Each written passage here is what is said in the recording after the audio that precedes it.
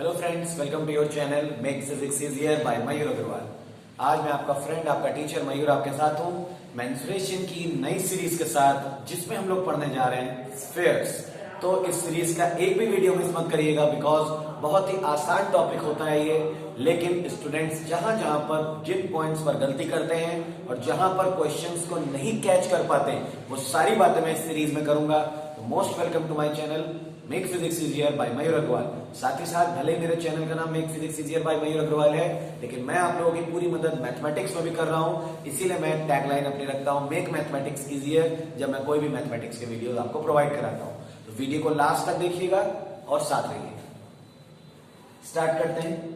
सबसे पहले मैं आपको कॉन्सेप्ट बता देता हूं, sphere. What is a sphere? तो अगर हम इमेजिन करें हमारे पास एक सर्कल है, सर्कल को अगर हम रोटेट करा दे, रिवॉल्व करा दें, the shape obtained by revolving a circle, that is called a sphere. Difference क्या होता है? Circle is a two-dimensional figure, two-dimensional, and sphere is a three-dimensional object, like a ball. जैसे क्रिकेट बॉल हम लोग ले लेते हैं, फुटबॉल ले लेते हैं। अगर इनको एक्चुअली देखें तो ये होती हैं थ्री डायमेंशनल ऑब्जेक्ट्स, जिनको हम स्फीयर्स कह सकते हैं।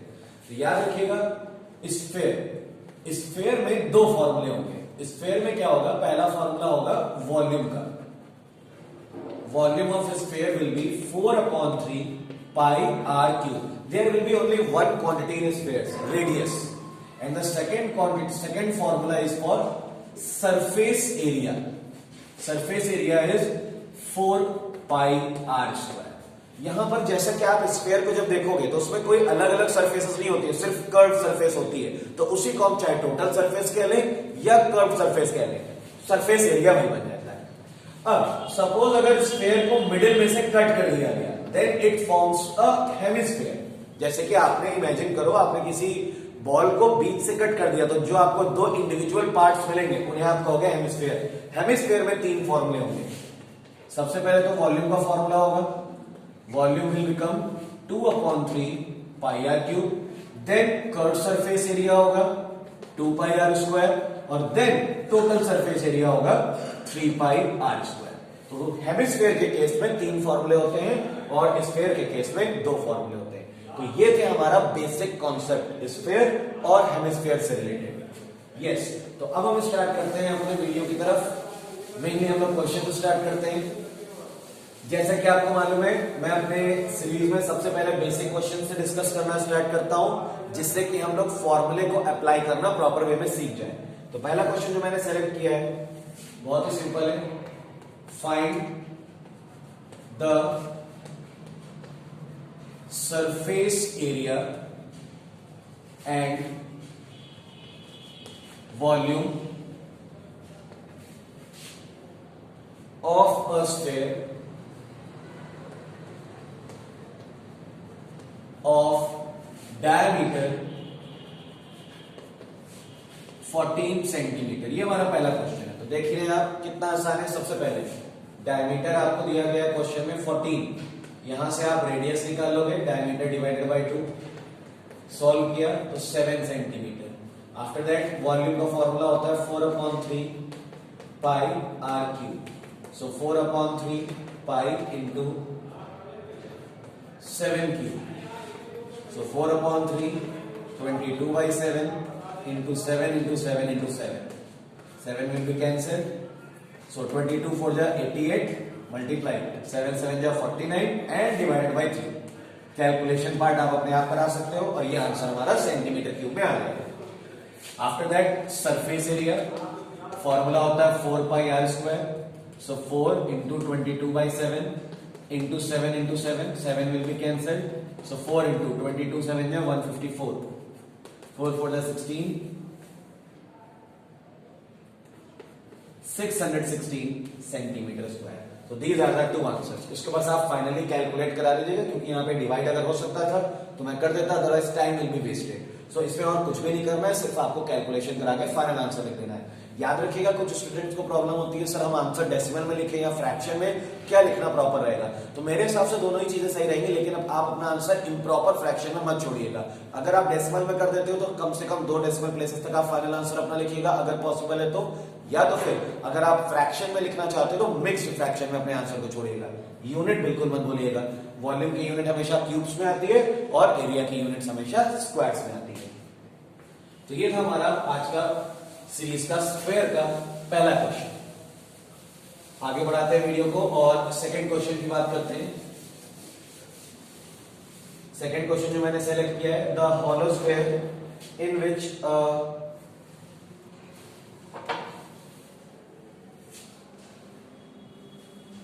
Question number 2, the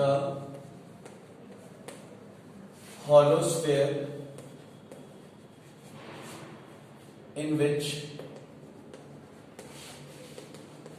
a circus motorcyclist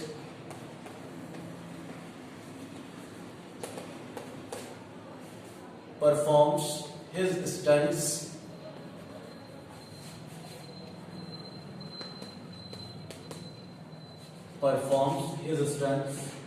has a diameter of 7 meter, has a diameter of 7 meter. Find the surface area, find the surface area available. ये हमारा अगला क्वेश्चन है। तो देखिए आपको यहां पर एक वर्ड लगा दिया गया है हॉलो स्फीयर। तो आप सोच रहे होगे हॉलो स्फीयर लगा दिया गया है तो क्वेश्चन में कुछ अलग फॉर्मूला लगेगा, लेकिन ऐसा कुछ भी नहीं है। आप देख लो पूरे क्वेश्चन में मेजरमेंट हमें सिर्फ एक ही दी है 7 मीटर, तो इसका मतलब क्लियर है, चाहे हॉलो वर्ड लगाए चाहे सॉलिड वर्ड लगाए हमारे क्वेश्चन पर कोई इफेक्ट नहीं पड़ेगा। हाँ, अगर यहाँ 2 रेडियस या 2 डायमीटर्स गिवन होते तब हम अपनी वर्किंग के लिए कोई अलग तरीका सोच सकते थे, बट डायमीटर यहाँ पर है 7, सो डायमीटर हो गया 7, रेडियस आ जाएगी डायमीटर डिवाइडेड बाई 2, सो 7/2। हमें सरफेस एरिया चाहिए, तो सरफेस एरिया का फॉर्मूला होता है 4πr², सो 4 इंटू 22/7 इंटू 7/2 इंटू 7/2, 2 2 से 4 कैंसिल, 7 से 7 कैंसिल, सो 22 7 जा 154 मीटर स्क्वायर। मोटरसाइकिलिस्ट को इतना एरिया अवेलेबल होगा अपने स्टंट्स को परफॉर्म करने के लिए। तो बहुत ही आसान सा क्वेश्चन है, लेकिन हॉलो वर्ड सुनते ही स्टूडेंट्स, क्योंकि वो उनकी एक हैबिट होती है स्टूडेंट्स की कि हॉलो स्फीयर यानी हॉलो फॉर्मूला लगेगी, ऐसा कुछ भी नहीं। आप पूरा क्वेश्चन पढ़िए, आपको आइडिया जरूर लग जाएगा कि कौन सा फॉर्मूला लगाना है। सिर्फ एक वर्ड को फोकस करके अगर आप फॉर्मूला प्लेस कर दोगे तो definitely you are going in the wrong direction. तो ये था हमारा टाइप 2 क्वेश्चन। ये क्वेश्चन लिखने का टारगेट मेरा यही था कि आपको क्वेश्चन का लेवल में समझा दूं कि क्वेश्चन का लेवल कभी कभी बहुत आसान होता है, लेकिन हम उसे जबरदस्ती बहुत ज्यादा हार्ड समझ लेते हैं। अगले क्वेश्चन की बात करते हैं, हमारे वीडियो का तीसरा क्वेश्चन आज का, the diameter of the moon is approximately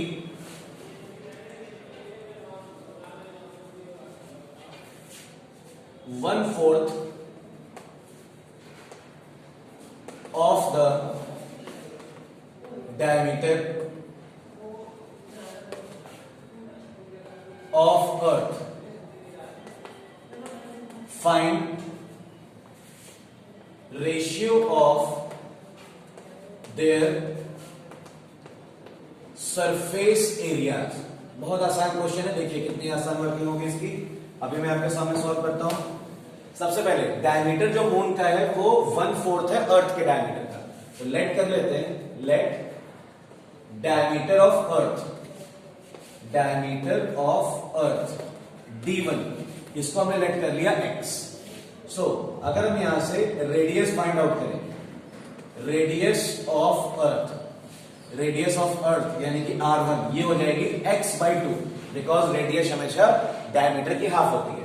अगर कंडीशन के अकॉर्डिंग चले तो डायमीटर ऑफ मून, मून का जो डायमीटर है वो अर्थ के डायमीटर का 1/4 मतलब x/4, और इस कंडीशन के अकॉर्डिंग अगर हम रेडियस ऑफ मून निकालें तो कितनी आ जाएगी, radius of moon r2 is equal to, ये बन जाएगी x/4 और मल्टीप्लाई 1/2, उसका भी हाफ, x/8, ये आ गई रेडियस ऑफ मून। अब हमें क्या चाहिए, surface area 1 ratio surface area 2। 1 वाला है अर्थ के लिए और 2 वाला है मून के लिए। सरफेस एरिया के फॉर्मूले क्या होते हैं, 4πr², R1 square ratio 4 pi R2 square, इसको हम लोग अपॉन में लिख लें 4 pi R1 square upon 4 pi R2 square. 4 pi cancel, R1 upon R2 whole square you can write. R1 की वैल्यू कितनी आई थी x/2 और R2 की वैल्यू कितनी थी x/8, इसका whole square. x will be cancelled, reciprocal हो गया 8/2 का स्क्वायर मतलब 4/1 का स्क्वायर, और ओवरऑल क्या आंसर बना 16:1। तो ये देखा हमने surface area of earth ratio surface area of the moon is equal to 16:1। क्योंकि यहां पे क्वेश्चन में कोई ऐसी कंडीशन तो दी नहीं गई थी किसे पहले रखना है, तो आप अपना आंसर क्लियर वर्ड्स में दोनों पॉसिबिलिटीज लिखाओ। Surface area of earth ratio surface area of moon is equal to 16:1 और surface area of moon ratio surface area of the earth 1:16, उसी का उल्टा हो जाएगा। तो ये था हमारा टाइप 3 क्वेश्चंस। इसमें आप देख रहे हो कोई भी वैल्यू कहीं नहीं गिवन है। स्टूडेंट्स ऐसे क्वेश्चन में थोड़ा सा घबरा जाते हैं, सर कोई वैल्यू गिवन नहीं, हम कैसे इसको सॉल्व कर सकते हैं। तो बल्कि जिनमें वैल्यू नहीं गिवन रहती है कभी कभी उन्हें सॉल्व करना और भी ज्यादा आसान रहता है, क्योंकि वहां कैलकुलेशन पार्ट ही कोई नहीं होगा। तो जैसा कि हमने देखा यहाँ पर मून का डायमीटर अर्थ के डायमीटर का 1/4 दिया था। हमने सबसे पहले अर्थ का डायमीटर लेट किया, उसके अकॉर्डिंग अर्थ की रेडियस निकाल ली। मून का डायमीटर क्वेश्चन की कंडीशन के अकॉर्डिंग कर लिया 1/4, उसके अकॉर्डिंग उसकी रेडियस निकाल ली। जैसे दोनों की रेडियस पता चली, सरफेस एरिया में सिर्फ हमें एक ही क्वांटिटी चाहिए, वो है रेडियस, सॉल्व कर दिया। तो ये थे टाइप 3 के क्वेश्चंस। वीडियो को आगे बढ़ाते हैं और अगले टाइप के क्वेश्चंस की बात करते हैं। जैसा कि मैं आपको हर वीडियो में अपने यही कहता हूं कि अगर आपको मैथमेटिक्स में अपने कॉन्फिडेंस को डेवलप करना है, इंक्रीज करना है, तो एक ही तरीका है प्रैक्टिस। मैंने बहुत सारे स्टूडेंट्स को देखा है कि वो अपनी बुक को कंप्लीट ही नहीं कर पाते। मैं आपको आज यकीन दिलाता हूं, अगर आपने अपनी बुक, चाहे वो बुक कोई भी हो, ML अग्रवाल हो, कंसाइज हो, NCERT हो, किसी भी राइटर, किसी भी पब्लिशर की बुक हो, आप उस बुक के सभी एग्जाम्पल्स, सभी एक्सरसाइज क्वेश्चंस और सभी बैक एक्सरसाइज क्वेश्चंस, जैसे ML अग्रवाल में चेक योर प्रोग्रेस होती है, उस तरह सभी क्वेश्चंस अगर आप सॉल्व कर ले तो definitely I am telling you आप फुल मार्क्स गेन कर लोगे। लेकिन स्टूडेंट्स गलती क्या करते हैं, अगर वो एक्सरसाइज पर कॉन्सेंट्रेट ज्यादा करते हैं, मैंने बहुत सारे स्टूडेंट्स को देखा है 65% स्टूडेंट्स क्या करते हैं, एग्जाम्पल्स को बहुत कम लगाते हैं, और जो बच्चे एग्जाम्पल्स पे ज्यादा फोकस करते हैं वो एक्सरसाइज में बहुत ज्यादा मिस कर देते हैं। और ये दोनों काम करने के बाद अगर कुछ स्टूडेंट्स आते हैं तो कि वो जो हमारी चेक योर प्रोग्रेस है उसे पूरी तरह से नहीं लगाते हैं। तो ये यहाँ पर कुछ मिस्टेक्स हैं, कुछ गलतियां हैं जो हमें सुधारनी होगी। अगर आपने किसी भी बुक को पूरी तरह से लगा लिया तब आप डेफिनेटली कह सकते हो कि आपने उस टॉपिक को पूरी तरह से कंप्लीट कर लिया। अदरवाइज नहीं, थोड़ा थोड़ा करके चलोगे, सिर्फ अपने आप को सेटिस्फाई करने के लिए कुछ नहीं होगा। आप चैप्टर को सेटिस्फाई कर दीजिए, इसको पूरा कंप्लीट कर दीजिए। कोई बात नहीं, वीडियो में हम आगे बढ़ते हैं बिना लेट किए। जो हमारा अगला क्वेश्चन है, if a sphere is inscribed in a cube,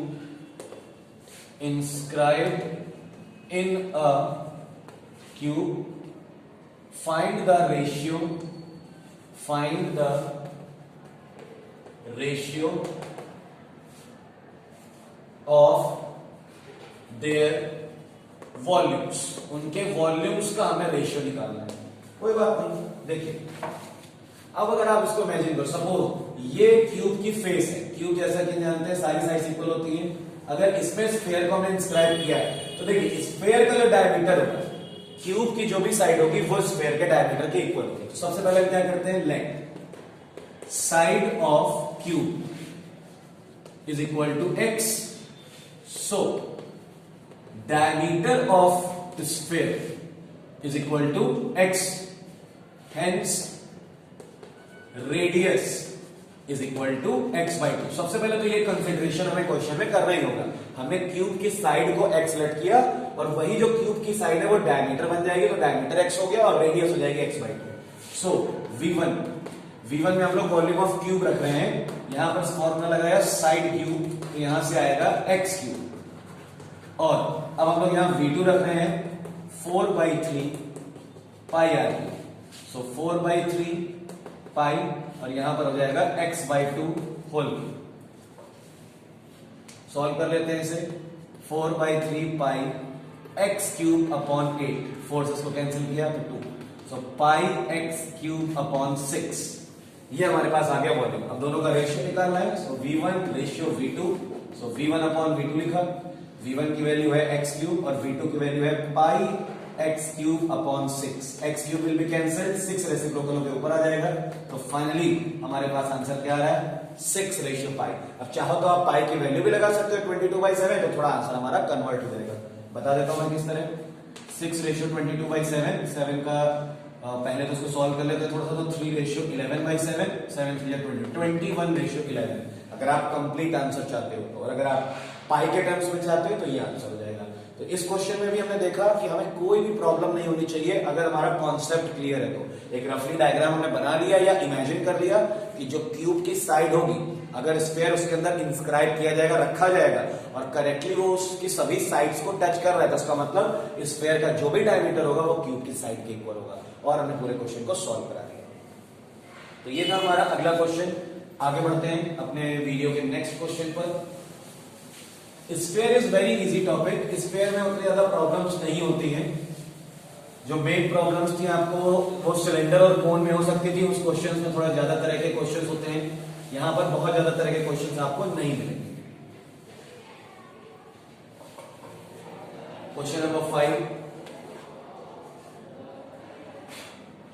find total surface area of a hemisphere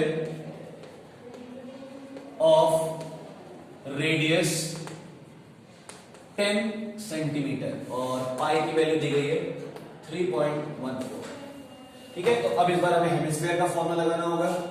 total surface area of hemisphere होता है 3 पाई आर स्क्वायर, तो 3 into 3.14 into 10 square, so 3 into 3.14 into 100। जैसे आप 3.14 का इंटू 100 कराओगे 314, 942 centimetre square, ये आपका answer आ जाएगा। ठीक है, बहुत ही आसान क्वेश्चन है। Total surface area 3 pi are square होता है, curve surface area 2 pi are square होता है। तो ये थे हमारे अगले टाइप के क्वेश्चन। हेमिस्फीयर में बस हमें हेमिस्फीयर का फॉर्मूला देना है। ये था हमारा टाइप 5। वीडियो को आगे बढ़ाते हैं। एक क्वेश्चन मैंने और डिसाइड कर रखा है। ये क्वेश्चन ले लेते हैं, question number 6। A solid sphere and a solid hemisphere, a solid sphere and a solid hemisphere have same total surface area, same total surface area, find v1 ratio, मतलब उनके वॉल्यूम्स का हमें रेशियो निकालना है। Yes, एक solid sphere है, एक solid hemisphere है। तो सबसे पहले लेट कर लेते हैं। Let radius of solid sphere, इसे हम लिख लेते हैं कैपिटल आर से। Then radius of solid hemisphere, इसे हम लिख लेते हैं स्मॉल आर से। ये दो क्वांटिटीज हमने कंसीडर करनी। जो सॉलिड स्फीयर है उसकी रेडियस को हम कैपिटल आर से लिख रहे हैं, सॉलिड हेमिस्फीयर की रेडियस को हम स्मॉल आर से लिख रहे हैं। तो अब दोनों के टोटल सरफेस एरिया मतलब 4 pi capital R square is equal to 3 pi small R square. Pi और पाई दोनों तरफ से हट गया सबसे पहले। अब यहां से R square upon R square, ये वैल्यू आ रही है 3/4। R square upon R square is equal to 3/4। अब यहां से अगर हम देखें तो R upon R is equal to √3/2। ये आर अपॉन आर की वैल्यू आ गई, मतलब रेडियस के दोनों की रेडियाई की वैल्यूज के रेशियो आ गया। हमें निकालना है v1 रेशियो v2, मतलब v1 अपॉन v2। तो v1 के फॉर्मूले में लगेगा 4/3 पाई आर क्यूब और यहां पर लगेगा 2/3 पाई आर क्यूब। यहां पाई और पाई कैंसिल, 3 और 3 कैंसिल, 2 से उसको कैंसिल करा देंगे, आ जाएगा 2। तो फाइनली हमारे पास आ रहा है 2 and capital R upon small R का whole cube. Capital R upon small R की वैल्यू ये है, मैं थोड़ी सी वर्किंग यहां कर देता हूं, 2 इंटू √3/2 होल क्यूब। सो 2 इंटू 3√3 अपॉन 8, 2 से इसको कैंसिल किया 4। तो हमारे पास फाइनली आंसर आ रहा है 3√3/4, जिसे हम लिख सकते हैं 3√3 रेशियो 4। ये है दोनों के वॉल्यूम्स का रेशियो। तो देखिए सॉलिड स्फीयर और सॉलिड हेमिस्फीयर दोनों का टोटल सरफेस एरिया सेम है, तो दोनों का टोटल सरफेस एरिया सेम रखा। वहां से दोनों के रेडियाई के बीच में एक रेशियो निकला, एक रिलेशन निकला, उस रिलेशन को हमने वॉल्यूम के फॉर्मूले में प्लेस कर दिया। तो इस तरह से हमारा एक क्वेश्चन सॉल्व हो गया। तो देखा कि आपने जैसे कि यहाँ पे कैलकुलेशन वाइज हमें ज्यादा कोई भी प्रॉब्लम नहीं आई है। तो स्फीयर और हेमिस्फीयर के क्वेश्चंस में क्वेश्चन वाइज आपको बस कॉन्सेप्ट लगाना होगा, फॉर्मूला प्लेस करना होगा, then you will get the answer. तो ये था आज का वीडियो पसंद आया तो सब्सक्राइब चैनल को जरूर करिएगा और लाइक वीडियो को जरूर करिएगा। Thank you for watching my channel.